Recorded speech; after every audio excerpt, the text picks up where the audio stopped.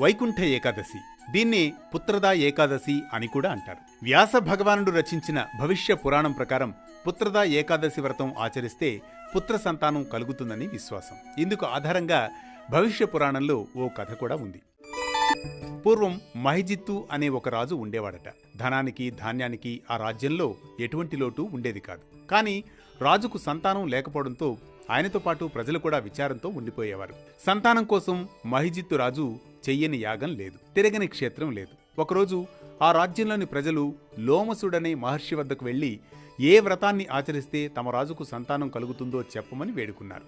దీంతో ఏకాదశి రోజున వ్రతాన్ని నిష్ఠగా ఆచరిస్తే రాజుకు సంతానం కలిగి తీరుతుందని ఆ మహర్షి చెబుతాడు. లోమసుని సూచన మేరకు రాజదంపతులు ఈ వ్రతాన్ని ఆచరిస్తారు. మహర్షి చెప్పినట్లుగానే రాజుకు సంతానం కలుగుతుంది. పుత్రదా ఏకాదశి ఏడాదిలో 2 సార్లు వస్తుంది. ఒకటి శ్రావణ మాసంలో, రెండవది పుష్యమాసంలో వస్తుంది. పుత్రదా ఏకాదశి వ్రతం చేయడం వల్ల సంతాన భాగ్యంతో పాటు అపారమైన పుణ్యం లభిస్తుందని భక్తుల నమ్మకం. పుత్రదా ఏకాదశి వ్రతం చేయాలనుకునే దంపతులు దశమి రోజు రాత్రి నుంచే ఉపవాసం ఉండాలి.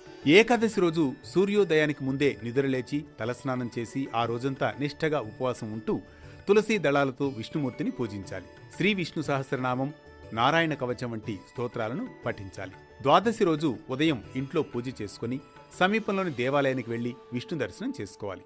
ఇంటికి వచ్చి ఒక సద్బ్రాహ్మణునికి భోజనం పెట్టాలి. అనంతరం ఉపవాసాన్ని విరమించాలి.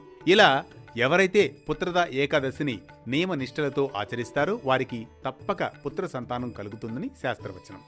ఇది కుటుంబంలో సంతోషాన్ని, సౌభాగ్యాన్ని పెంచడమే కాక వంశాభివృద్ధికి తోడ్పడుతుంది.